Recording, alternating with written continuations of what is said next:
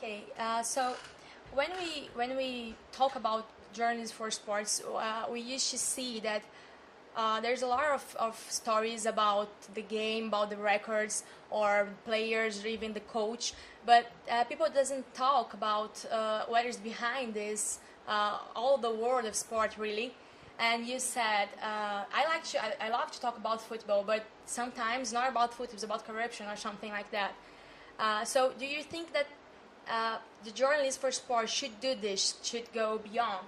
I definitely think they should, yes. I mean, I think there's, as I said, there's data, there's statistics, there's analytics, there's trends, there's visualization, all different kinds of things that you can bring to the game and to your writing. And if you can sort of colour your writing with different flourishes of beyond just the traditional, the news and reporting aspects of it, then you can make your content much richer. I think there's a lot of interest in terms of how a lot of organisations are looking towards visualising what they provide, be it not only just for newspapers but also for the internet as well. A lot of organisations, a lot of big new organisations in America, for instance, such as the New York Times and then the Grantland site as well, which is part of ESPN. Both of those are looking into huge long-form journalism in terms of representing a story and telling it in an incredibly long-form piece that wouldn't be able to fit into a newspaper sense traditionally, and wouldn't necessarily fit the traditional internet style as well. But it can be hours of reading, intertwined with video, intertwined with maps, data and visualization, and all of this hopefully should provide the reader with a far richer experience. And you, as a sports journalist, what do you think is the difference between making journalism and making journalism about sports?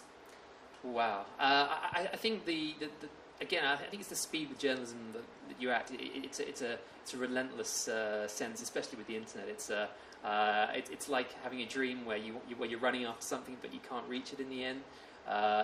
You never get to the end of the day. With the newspaper, you have a deadline, you have a physical printed piece of paper, and you have the fantastic product at the end of the day. With the internet, you're always going, and all you can do is to work to the very best of your abilities and capabilities to produce the best content possible.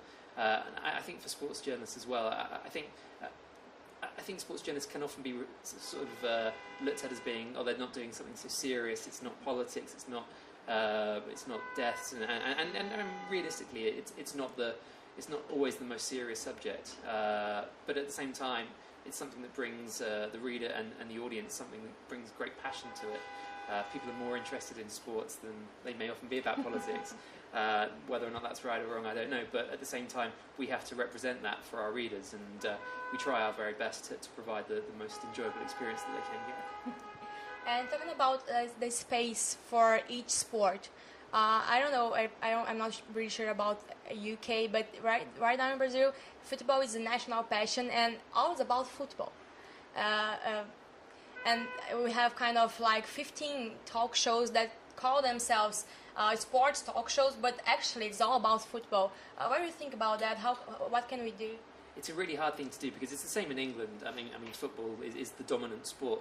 We're quite lucky that we have a lot of other sort of national sports such as rugby union and cricket, which are very big things as well. As well as cycling, athletics, tennis, all kinds of sports. But still, it all comes back at the end to football.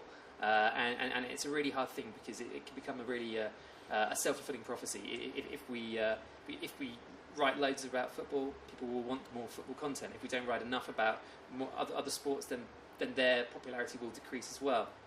So we have to remember that the audience, as well as it always being dominant for football, there's still a need for other sports. And the other thing comes with that.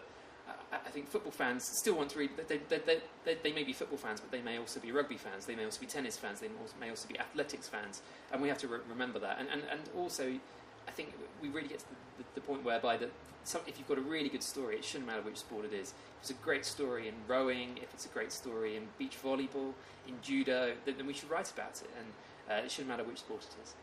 So do you think that maybe this full interest from the audience only for football may be a building from the media? I mean, we only talk about football, so people only want to know about football.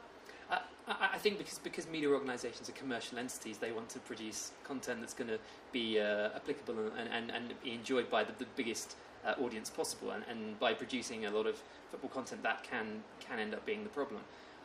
What I think that you have in Brazil coming up with the Olympic Games will be a great opportunity to showcase all of the sports that will be taking place, and it will give the journalists hopefully a great opportunity to find rich stories, fantastic content, which isn't traditionally of a football environment. Thank you.